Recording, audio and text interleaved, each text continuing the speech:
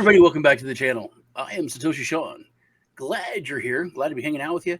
Have my good super buddy, Litecoin Lisa, who I love and can't say enough good things about.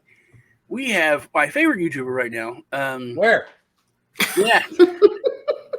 I follow this guy. You should follow this guy. Links are in the description to his social media outlets and his YouTube channel. Like I can't say anything else that he's my favorite YouTuber right now. Man, I watch everything he puts out. He posts like 2-3 times a day sometimes. Hardest working guy on YouTube right now, I think. Used to be BitBoy. He's slacked off, but we still love BitBoy. He does not work as hard as he used to, but he deserves all the success that he has because he used to work so much. But good to have you here, Economic Ninja. Thank you. Hey, thank you very much, man. Appreciate it. Thank you, Lisa. What are you snapping for? That's his thing. That's his. You triggered me. Oh my goodness. This is over. You'd be shocked at how many people get triggered at a snap and a point these days. It's hard for me to believe that. Yeah. It really is. It's awesome, actually. We're separating the wheat from the chaff right now. We're literally able to see who we should be friends with, who we should be business partners with, and who we shouldn't be. And if something like that gets you, trust me, there's way more things in this world that should offend you. We can. I shouldn't say this. I really shouldn't. It's so bad, but Lisa knows. So my girlfriend is a younger girl, and the other day she texted me and I was like, "Hey, good morning, princess," and she goes, "Well, it's Prince. Oh Lord, it's Prince today." Sorry, she can't watch this because she'll be really pissed. But I said, well, you're not allowed to call her she. I said, huh? For that, and she or said, maybe that's over now. Today. And she said, well, I'm gender fluid. Today I'm a man. And then I thought about it. I'm like, that means I'm gay. You just made me gay. That's not fair. But yeah. Well, I got to be honest with you. I didn't think the interview would go this direction, but let's roll with it. This day and age is crazy, and this is the end of an empire. This has been the same way as empires build up and empires collapse. Dude, we all end the same direction. Nobody knows that except for me. I'm the guy that always makes that. Every empire that's fallen, you could see it in the art. You could see it in the literature. Babylon. It's all gender bending. It goes a certain way, and then the empire falls. Nobody ever talks about that. That's right. People want their ears tickled. They want to. They enjoy. They make celebrities out of their chefs. Their blood sports get bloodier. I mean, it's absolutely insane. And this is exciting because when you can see it and you can call it out, don't fight it. Take advantage of it. Quite frankly. So to take advantage of it, we're gonna have this be a ninja style interview. So it'll be short and sweet, and we want to get right to the meat of it. Where should people be right now to take advantage of it? Also, the first I wanted to go over, though, is something that you say that I want everyone to, before we go any further, it's this mantra that I've adopted. It's to know what's going on and to not be scared, but be prepared. Right. And that's it. If you're prepared, you know what's coming, and it's scary. What we're in right now, not even what's coming. What we're at right now is scary. But if you're prepared, it's not as scary. Yeah, so I'll answer both of those, the question and the comment at the same time. So first off, when you're prepared, you're not scared, right? However, using fear as fuel to put a fire under your butt to do something about where you are in life right now is excellent. I use the example of Noah building the ark. He built that ark for 100 years, and he was there banging away almost every day because of fear that if he didn't do it, he was going to be part of that disaster. But that's not biblical. That is, I guess it is biblical in your explanation, but if you go with the fruits of the Spirit, when God speaks to you, it's peace, love, joy, gentleness, goodness, kindness, long suffering. And when you are being led not by God's word, it is those other things: fear, doubt, jealousy, all those things. So how do you reckon that? So it actually says in the Bible, the fear of the Lord is the beginning of understanding. And that is a very important passage to remember. And the reason why is because when you have the fear of the Lord, you know that when he says something, it's going to happen. And Noah knew. He goes, look, there's a flood coming. I've got a plan for you. This is how you're going to do it, even down to what type of wood you're going to use to build that ark. A very detailed plan. And he didn't have to say it. Noah knew that flood was coming. And if he didn't do what the Lord said, and every time there was anything in the Bible that came across as a warning, like, hey, this is going to come, a famine is coming. Well, you could store up food. If you didn't store up food, you're going to starve. And so the fear of the Lord, knowing that when he says something, it's going to happen, that motivates you to act. Now, you can be led in peace, but the problem is people don't have a good understanding of fear. The truth is, in this world, we are motivated by fear. Most people, Right. and the reason why my channel has done so well is I've been able to give up a little bit of fear. I still have fear all the time, but the fear of looking right in front of the camera, the fear of saying the right thing or not screwing up my words, right? I actually went the opposite direction and said, look, I'm not gonna have a whiteboard, I'm gonna have cardboard. If I misspell something, I'm leaving it. Quite frankly, I'm gonna let go of fear. And that's what's translating where a lot of people are feeling let's say good about my channel, because we all have problems. Social media is a perfect example of that. Everyone wants to show you their amazing life, their vacations, their food. I mean, for heaven's sakes, I don't care where you're eating tonight, right? But it's fear. It's fear of how are people going to think about, what do people going to think about me? So even on that small level, we're run by fear. And what I want to tell people is, like, let's talk about real fear. And this is what Elisa was asking. Where do we start? The channel took a complete 180 about 30 days ago. I've been warning about like why it's supposed to be important to buy food and be prepared that way, but then also buy precious metals. There's also a place for cryptocurrency in that, right? Even in the current situation. But now the 180 degrees shift is we are literally going to have a famine. We're going to have it soon. And it's not only because of Russia and Ukraine. China's about to move into Taiwan. That is going to make things very, very serious. No one talked about that but you. You've been talking about that for a couple of weeks, and it's not... No one brought that up, and it was it's happening. It really is happening. I wanted to ask you something on the famine thing, and this is something me and Lisa have been going around and kind of looking at and investigating for a bit now. I like to look at kind of the reason why things are being talked about, and everyone's talking about there's going to be food shortages and famines and blah blah blah, and the narrative that's being pushed, the stories are being pushed, are interesting to me. Even like the rich dad, poor dad guy, forget his Robert name. Kiyosaki.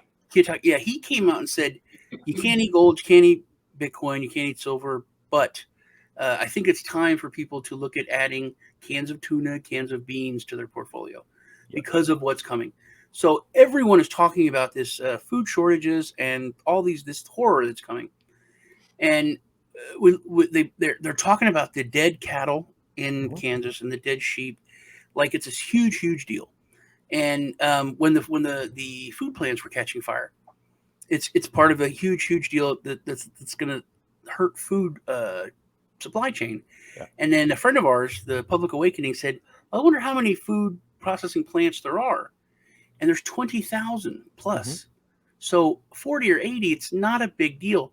I looked up how many. So when the cattle thing happened, I was like, oh man, there's going to be a shortage on cattle and prices of meat's going to go up more than it already has, for God's sake. Yep. But there was like 8 million head in Kansas alone. So 2,000 is like half of a half or whatever percent. So, but this narrative is being pushed hard.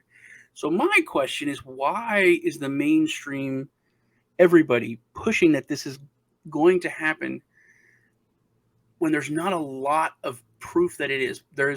Is it going to be prices? And then are they trying to make us eat the bugs? There's so many avenues that could be nefarious or could be even nice. So I want to get your take on it. Why do you think they're pushing that so hard? Okay, perfect. So first off, it wasn't just 2,000 head of cattle. It was 12,000, right? The first head, 10,000 went down, then 2,000. And you're right. When you look at the grand scheme of things, the percentage basis, like this isn't a big deal. But let's talk about the food processing plants. I'm a firefighter in California. I've been a firefighter for like 23 years. And the Taylor Farms processing facility, the largest produce processing facility in the nation, burned to the ground. It was in my response area, actually.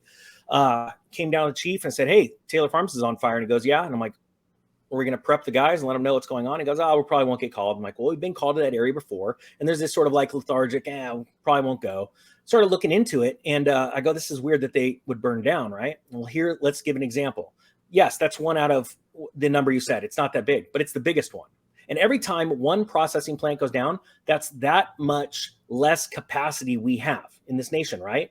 Because those cows that died, giving an example, those are calories that are going to be eaten, right? Well, every time a herd goes down, that's that fewer calories that the world has, which also runs the price of cattle or pigs up. Like we just talked about that pig processing facility for pork in California. Again, largest in the nation, right? And then I think the third largest in the nation, same company is pulling out. They actually declared a state of emergency. For financial emergency, a declaration of financial disaster, actually, because they need state funds. And that was done because it was the largest employer in that area, that region. But what you have to think about is the bigger picture. So your number 1 and number 3 pork processing plant is now gone. Well, there's lots of others. Here's the problem. All these companies are already at capacity. You can't just double capacity. You've already built out your warehouse, your facilities per, pretty much the amount of business you get in and get out. Well, what's going to happen is the price of packaged pork at the grocery stores in the next 90 days are about to start rising up exponentially. And then the price of hogs are going to collapse on the futures exchange, the stock market. Why? Because all of the farmers that had hogs that were going to these places now are going, crap, where do we send them to? Right. And so we have to look at these bigger things. And like you said, there's been 80 of these processing plants that have burned to the ground in the last. I think it's like 104 now or something like that. 104. Okay. Now let's talk about chips. Texas had a deep freeze and took out a chip manufacturer back in 2020. It was 2020, 2021. And then ironically, about 30 days later, 60 days later, the second largest chip manufacturer in the world in Japan burnt to the ground. Well, it wasn't a big deal when Texas went down. We didn't see a chip supply shortage. But then after Japan went down, now we got a shortage. Because there's other chip manufacturers, but the problem is you've just now taken out so much capacity. Talking about computer chips. Yeah, we were talking about food. I was thinking about potato chips myself. No problem. So my point being is that every time you take out another plant, it takes a certain amount of time for that information to hit the Wall Street and then hit Main Street. And so as I'm reporting these things, I'm telling people you're literally getting an image into the future of about what's about to happen between price and shortages. Because just because there's, let's say 1,000, 1,200, whatever facilities that process food in this nation, it doesn't mean that if we lost like 8 or 10% of those, or let's say, the other ones can't just take up the extra capacity. They're not tooled up, which is an industry term. They don't have the right machinery to do what those other ones that have just been destroyed did. So it's going to have some serious effects. And then you have world leaders all around the world. Our president, we've got French presidents, we got all these presidents and world leaders coming out and saying, there's a famine coming. There's a shortage coming. It's going to be real. Now, they want to blame the boogeyman right now, which is Ukraine and Russia. But the sad thing is the China and Taiwan thing, that's real. That is no joke. It is coming.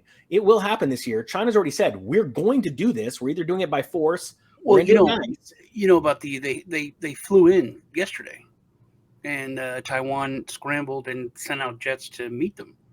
So it started. That was a big thing for me because that was real. Saber rattling on the ground. Yeah. And that happens all the time.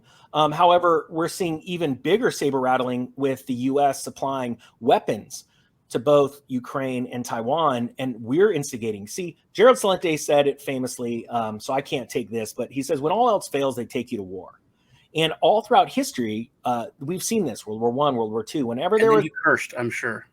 Yeah, well, yeah. And the point is that we have a time right now that we know we're going to war.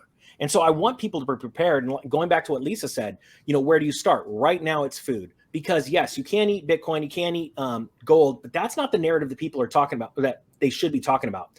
The fact is, you don't want to be forced into a position to sell your gold, to sell your Bitcoin at massively hyperinflated food prices. Mm-hmm. Why not go buy it now? And then not only that, when you have a clear mind and you're sitting at home and you're watching the news and you're watching cities burn down, because that is going to happen. When food hits 40% of the average person's income, right? The cost of food, that's when you take to the streets. We learned that from the Arab Spring. That was the most recent. I mean, we've seen Turkey, we've seen Venezuela, food riots, but this is going to be we've seen it in Iran, all kinds of places actually, but the Arab Spring was a real big rise, and I believe we're going to see that in our country. And I think it's very important where people go, nah, there's no way it could happen in this country. I'm like, well, we saw Minneapolis burn down. So that's the tipping point is the food at 40%. Yes. Yeah. Throughout history, that has been the mathematical like key number right there is 40%. That's like, it's getting insane. You can't deny both food and gasoline You prices. made a Now really and good gas. point that I think people need to get, people today, because my kids are especially, they're guilty of this. Everyone today seems to, I don't care about it if it doesn't bother, if it doesn't, involve me. I'm not into politics because it doesn't affect me. I don't care about basically anything unless it affects me. And you said, oh, the pork plant burned down. Even if there's no pork, I don't care. I don't eat pork.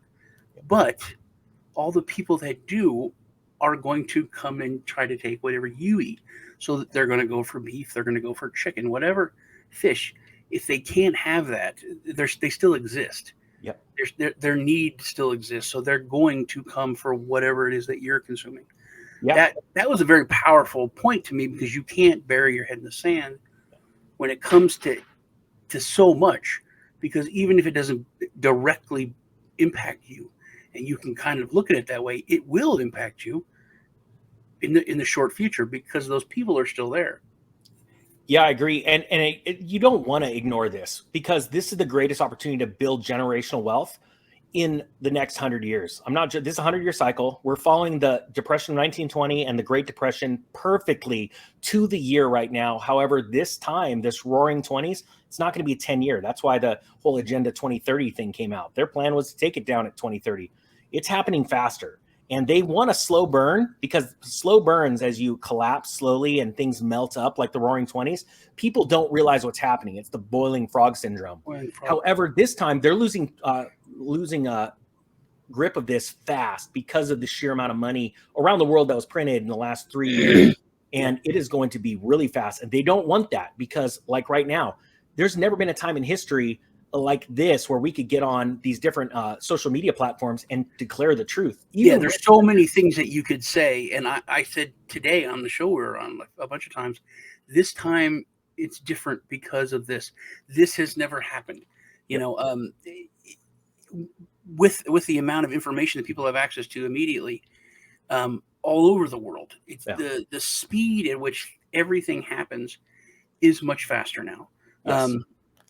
But that's why I want to kind of get your take and on building this huge wealth. Because you mentioned credit a lot, at how that is important in what you're going to do when everything does kind of hit the fan. Yeah, I'm going to buy everything. What do you what basic kind of framework can you give people right now to start preparing, not just for the fall, but preparing to take advantage of it and to build? Great question. I got fired up on a video. You're going to see a preview of it right now, because I'm about to get pissed off. Somebody gave me a comment and said, you're not going to need your credit score when everything's burning to the ground. I'm like, you're a complete moron, because people thought that during the Great Depression. It's the end of the world. We're going to die. They said that during the Black Plague. We're all dying. Yeah. Then we had the Renaissance. We have everything is a cycle, right? But yet, for some reason, a certain population of human beings, and these are the ostriches, ignorance is bliss, stick my head in the sand, I'm going to hide, everything's going to be the end, run for your caves. If the world, since the days Jesus was on earth, has been built on debt and death, really, it's a stranglehold around your neck to keep you poor. And that's the thing. We have this false facade of the middle class right now. And trust me, there's an attack on the middle class right now. They want 2 classes, not 3. They want just poor and rich, right? And one thing you could do is protect your credit score. Now, how I say you do that is, first off, don't get in any stupid debt. Try and pay off the debt right now, the student debt, and there's a reason why student debt is not allowed to be discharged during Biden's bankruptcy. taking care of that for everyone. So who's what? Biden's taking care of that for everyone. Man, oh man, you're really gonna piss me off. Do I need to like hold my Biden thing? Jeff Morgan. Sorry, you're not pissing me off. I'm joking, but it does. Former vice president. That's the Marie Antoinette moment. You might as well slap a tiara on the guy and put him in a dress and go, let them eat cake, right? And the let them eat cake part is, I'm going to forgive a little bit of your debt. They're not going to do it. They're not going to discharge his debt. What you're describing there was a Clinton Epstein night out, actually. Well, the tiara and the dress. Oh, gotcha. Yeah. I do remember that photo. But my point being is that they're fooling you. that is the second largest asset on the books of the federal government. The interest that comes in. Do you think for 1 second, anyone that sits there and goes, they're going to forgive my debt? Oh, that's just like them saying, hey, the IRS, let's close the doors. We don't need any income tax. We're good. No, don't be an idiot. Well, in Oklahoma, that was just passed. The Supreme Court passed that the IRS is not allowed to tax the Muskogee Indians and several other Native Americans. Some of that's going down in Oklahoma. Yeah, it's I think what it reminds me of is how politicians are always out there talking about how they're for term limits and they want term limits and term, but they're not. No, because they wouldn't be there. All they have to do is not run. Okay, what they're doing right now is just like what the Federal Reserve is doing right now. The reason why the Federal Reserve and the governors are out talking in the press every day is because we're collapsing. And that's what they want. They want to appease you. And so they go, hey, like what they said in December, hey, we're going to get on inflation in 3 months. No, dork, raise the interest rate now. Well, no, we're going to do it in 3 months. You want to know why? It's because psychologically, they just put a Band-Aid on the stock market. And that's what they do. They talk. Talk is cheap. They know this thing's coming down, so they're out there. Everything's good. But very few people remember, but I was an investor during that time. And I was screaming at the TV at Ben Bernanke, that moron, in 2005, where he goes, well, Maria, I don't think you understand. I don't agree with your premise that the housing market is collapsing because it just simply can't happen. And he was completely wrong. And what's even funnier than that is I get a bunch of comments on my stuff saying, Maria, I was talking about Maria Bartiromo being on CNBC talking to Ben Bernanke. I got tons of comments. Ninja, Maria Bartiromo does not work for CNBC. I'm like, oh my gosh, you guys, you realize people have multiple jobs, and that was a long time ago. Like, I'm not joking. Back then, that was what's happening. But people, like, rather than hearing the words come out of my mouth, they're going, no, you're wrong. She doesn't work for CNBC. No, I get that all the time where they're like, is this article is from 6 months ago? And I'm like, and what is your point? Yeah. You know, yeah. What happened? Oh, I want today's. Well, so you want the rhetoric and the lies of today? Mm-hmm. Why don't we deal with what happened 6 months ago? And you go, oh my gosh, it happened. Yeah. Finally, get there faster. Yeah. You haven't heard of it. Sorry, you got me fired up. I need some more coffee. No. Yeah. Oh, you look like you need at least one more coffee. You know what's funny? I get that all the time. People are like, has he been drinking, or is that guy, needs less coffee? And my wife will sit there and go, he hasn't had coffee today. And no, he hasn't had a beer yet. And it's funny because that's just me. I have that energy. It's definitely good. And it's good for the channel. It's good for the people. And we love what you're sharing. The cardboard thing. I think that's one thing people always talk about with my channel is just that it's like real, it's just genuine. I'm gonna go grab something real quick for you. Hold on. I'm coming surprise back. From Ninja. Yeah, what will it be? Important stuff. This is world-changing stuff. So I don't know if you guys know this. The cardboard is a real deal because there's some really fancy people out on YouTube, and I learned really quickly that they're not what you think. They were not investors during the last crash. They haven't made what they tell you they've made, and we've had some interesting run-ins. So this is where the cardboard came from. So I'm like, if you got a whiteboard, I got cardboard. So you guys have heard about my art, right? So I just got to show you once my pizza, because I use pizza boxes. This is a real thing. This is going to be an NFT one day. We're waiting until NFTs crash and I get a better deal on the bids. You can get a buy-in. Mm-hmm. Yeah, and then Ninja on the Water. I got this from a gentleman on the street corner. It's a very, I think we're going places with this. This is actually original. It's not a picture of a cartoon monkey. Okay. Sorry. You don't totally going off the rails, guys. Gotta have some fun. But I started my channel because I was I got into crypto and was like super into crypto YouTube, but there was all these projects that were like amazing that no one would talk about, and I didn't know that they were all paid to talk about the ones they were talking about. I didn't get that, so I and my kids have a YouTube channel, it's a gaming channel, so I got this free screen capture software. I wasn't even on. I didn't have a camera, and I just started talking about Space Chain. Jeff Garzik. Could be Satoshi. He was part of it. They were already had satellites in space with this operating system. Amazing project. I went and it's like no one's talking about this. This is like really world changing stuff. And within like 2 hours, the CEO messaged me on Twitter. I'm like, that's not you. You're not the CEO. That's not how this works. And it's like, oh, I saw your video. It was very good. And it blew my mind. Yeah. But I'll talk. Lisa and I both know a lot of YouTubers who don't, like traders who talk about trading all the time, who don't trade. Yeah. People that talk about crypto who are not even that invested in crypto. So it is. And then we're at these meetups with them and they're like, oh, my PR firm handles this and that. And I'm like, you're There's a lot what? of disingenuousness. I think if you are genuine, people can really see that. I'll tell you what, if you guys want, I'll just go off for a second on crypto and the reason why I don't talk about it that much on my channel, if that's what you Yes, guys I would like hear to that. know why. What? Yeah, go off. Okay. Tell me. So I've got a pretty good background in crypto. I've been a miner. I've staked. We've all been miners, man. Then we grow up. Come on. Well, I mean, to the effect that you're putting solar panels on your house and you're heating your house up and it's super loud, running all that stuff. That was fun. Did beta testing for certain, platforms and stuff. This is what I found. Lots of scammers out there. And what really scared me is when I started a YouTube channel, watching the scammers come out of the woodwork. And what's really scary is that these kind of scams, the theft is on a whole new level because these are thieves that hide in the dark. You know what I mean? A lot of these crypto scams are literally the shiny lure. And they attract people, they give them their money. It might run for a little bit, but the plan is it's like a pyramid scheme. There's going to be a day where it ends. Mm-hmm. And unlike investing in stocks where you can, you do have, and I don't like regulation. I want to get that straight, right? Me and you are in the same boat on this. Yeah, totally don't like regulation. However, right now with stocks, there is some due diligence that goes in and people have to, their faces are out there, right? The CEO's face is out there. You can go and research his background. With crypto projects, not all of them, they're out in the front in the media saying, hey, this is my name, this is my company, this is what I did beforehand. And a lot of people love to do those little projects where there's not they see these spikes, they know nothing about volume and trading and how that works. And there are people literally making a lifestyle, making literally $50,000 a month on YouTube, pretending, like you said, to trade cryptos, things like that. And they're running people into a graveyard financially. That's what's really scary. Yeah. Just my own story. I was hacked like a year and a half ago.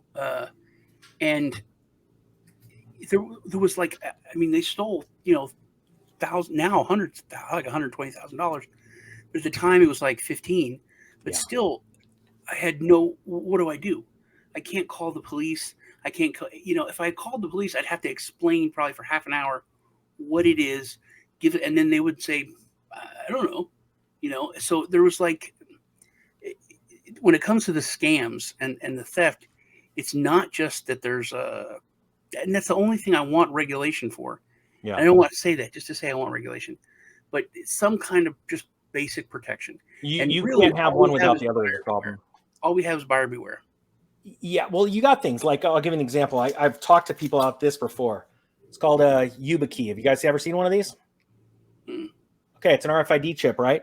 And it's really pretty amazing because for Coinbase, Gemini, Binance, everything in the internet, Google, Facebook, you can register a YubiKey and you have it. And when you log in with your username and password, you still cannot get in without slipping this either into a drive and then having human touch, not a fingerprint, but human touch that feels the warmth of your finger and activates. Or if it goes up against your phone, it vibrates. Point being is that the thief could have your username and your password, but if they don't have this in their hand, that's that next piece of the puzzle. It's $40. And people, when we talk about buyer beware, that is what people need. They need that education to know literally as simply as securing your Gmail account or your Facebook account. That's those integral signs are the pieces of the puzzle when you're getting into crypto, because that's usually the first line of defense getting into your account. And so it's very important people know these kind of things.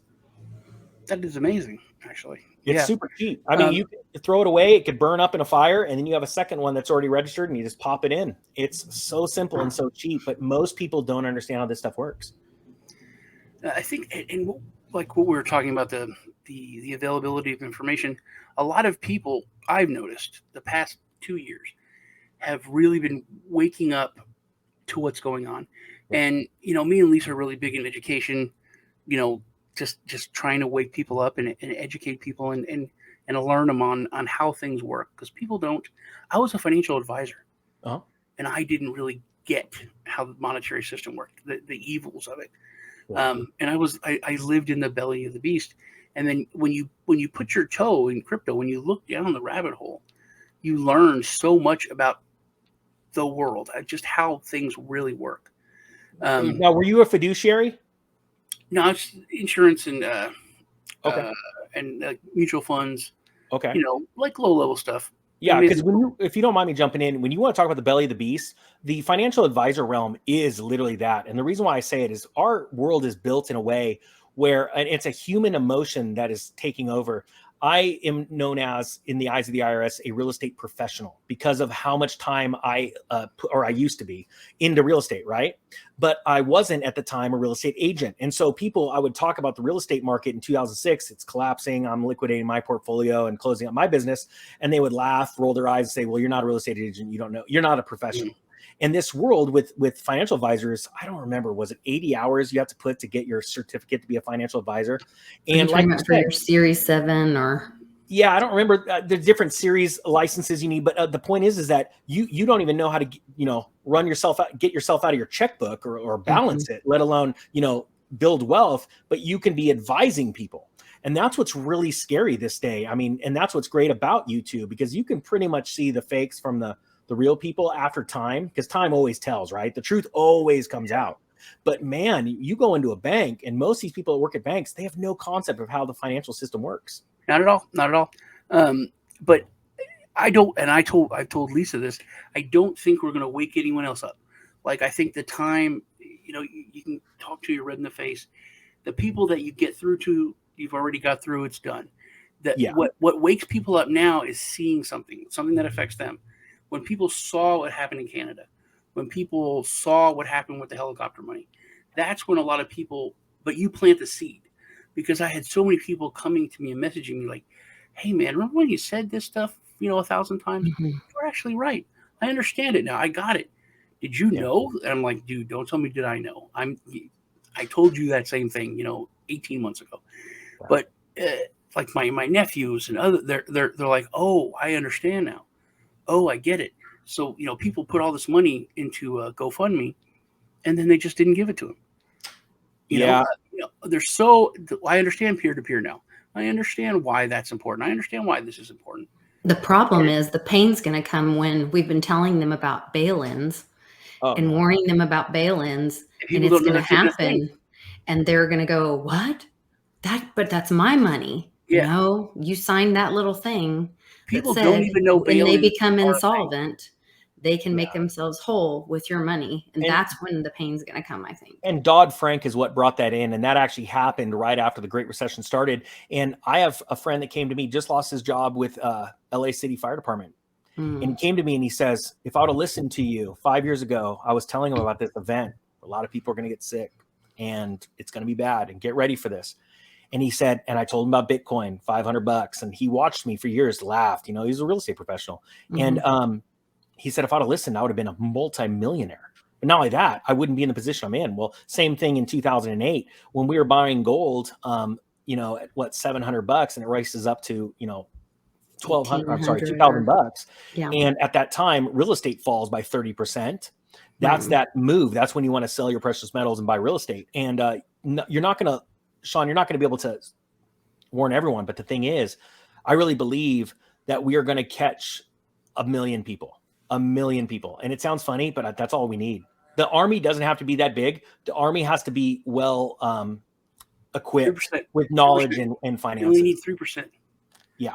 2% is the elite mindset. 1% is the actual elite with the money right now. The revolution, American Revolution, only had 3% of the actual population that was like 100%, on it.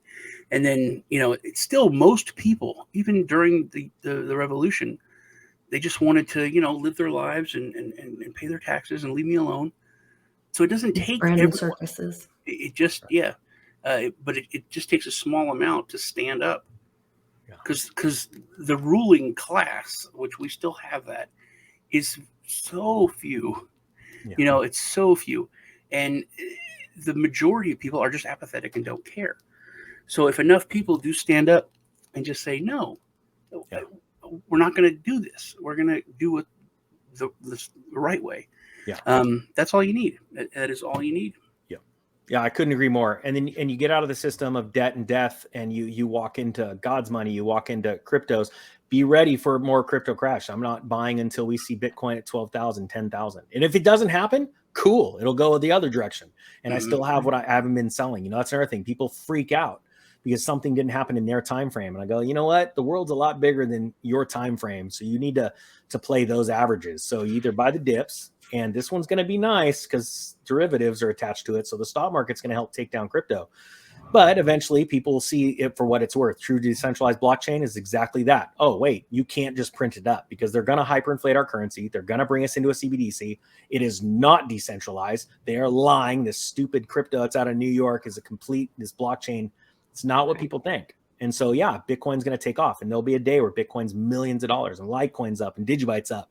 And I love it when people sit there and go, well, how's your Digibyte doing? I'm like, I'm just fine. Don't worry. Yeah. Don't you worry. Just stand by. Hold my beer. Watch this. Yeah, it's on sale. Yeah. Wow. Well, I don't have a lot of time either, guys. I know we're hitting that. You said you're limited on time, which I'd like to do this again. Yeah, absolutely.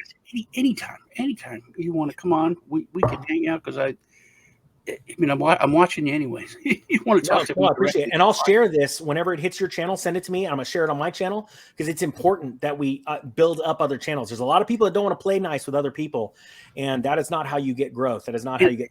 And that was part of what I wanted to kind of get across to you about this. Even if you're just putting the message out there and talk to your friends, even if they get a little bit annoyed with you and they're like, oh, talk about your crazy internet money, your funny monopoly money. I get really pissed off, especially when the monopoly money is brought up, because then I'm like, you want to talk about monopoly money? Yeah, okay. The fiat is really. You're planting seeds in people, just like with your kids. You know, you don't think they're listening, and then when they're 20-something and they hit a crisis, they'll tell you, you know what, you were right. I remember what you said, and I did this, and it worked. You know, plant the seeds. Just keep talking. Get that in people's minds, and then whenever they do see something that affects them, or whatever it is that flips the switch, they're going to have that memory of what you told them. You know, the information that you gave them is going to give them what they need to be able to really learn from what they're seeing.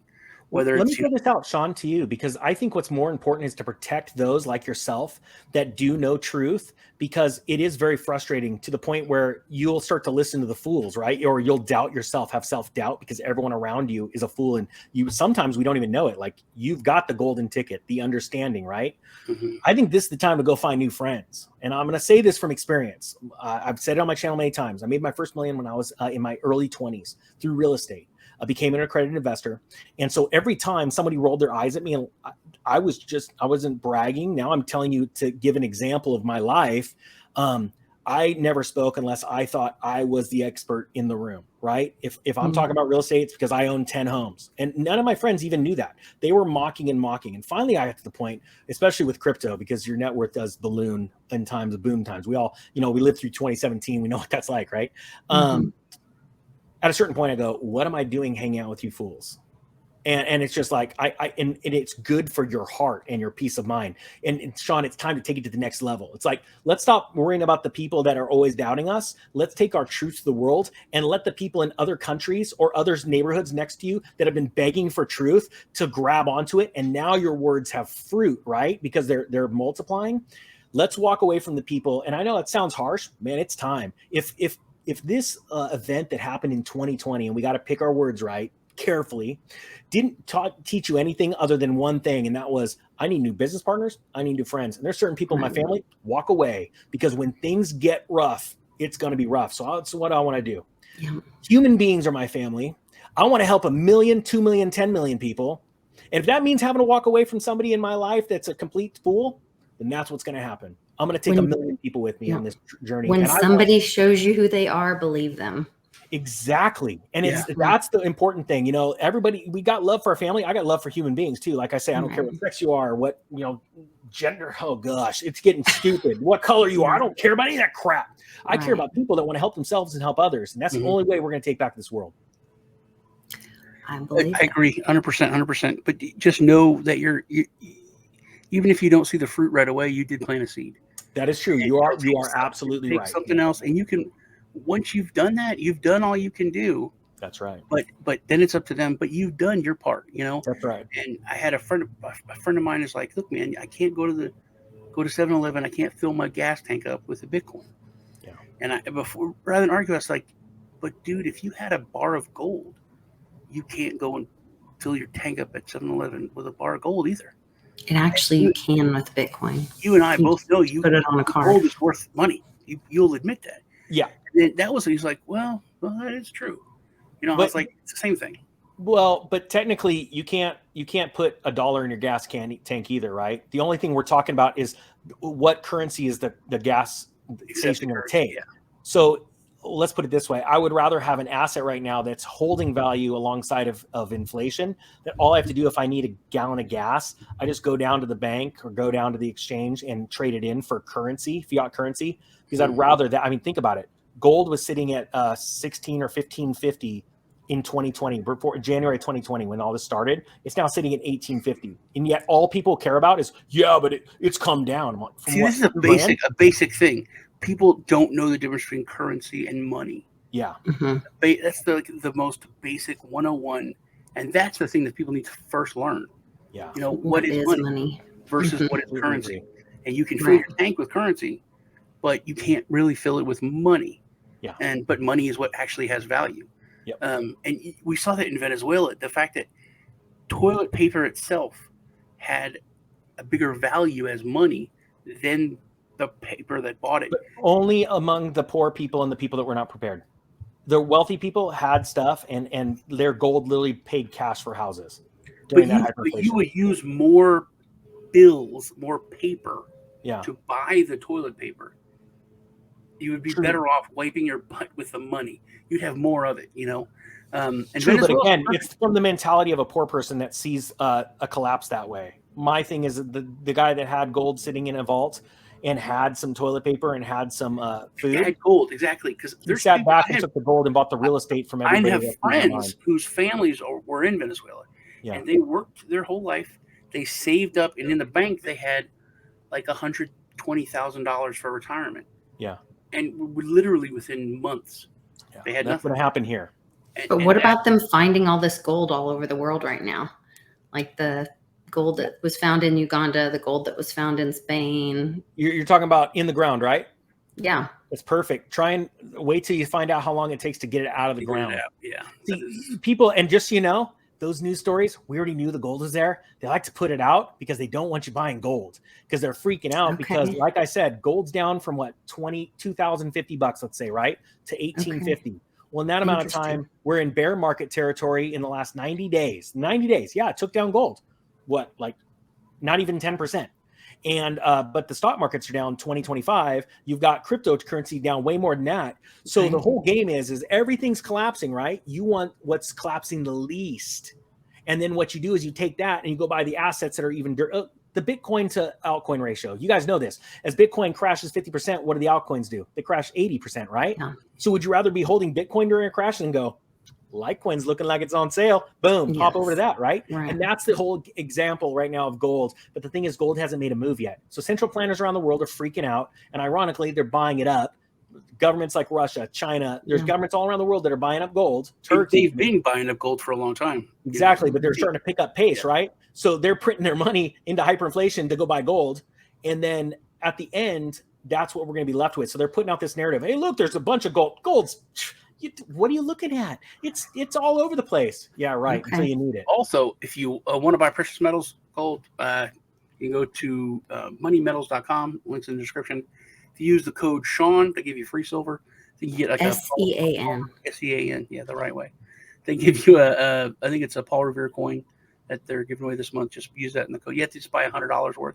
It's any kind of metal. Also, I buy, which I've given Lisa, a bunch of these. I can give these away on my channel. It's copper, and this is it's nice. Bill. Yeah, I used to buy them, as just to give away to people to and coins, copper coins, just to my nephews and nieces, and for people to start, thinking about precious metals but now they actually have a value. Yep. Copper's actually like this is going up, which is never why I even got it. But yeah, one copper penny is actually worth 3 cents, isn't it? Yeah, copper and nickel. Nickel's worth a ton more. As it Westwood says, you go in a bank, buy $100 worth of nickels, you walk out like you made $150. Yeah, you're right. Well, hey guys, I don't want to jam this early, but I do got to jam. Sorry about that. Thank you for coming on. Great hanging out with you. Please, if you're subscribed to me and Lisa, go over and subscribe to Economic Ninja. Thank you. He just works his butt off.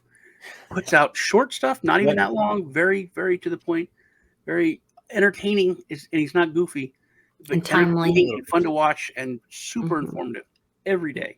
Thank you. It was good hanging out with you. Good hanging out with all y'all. Hey, there you go. Woo! We're out.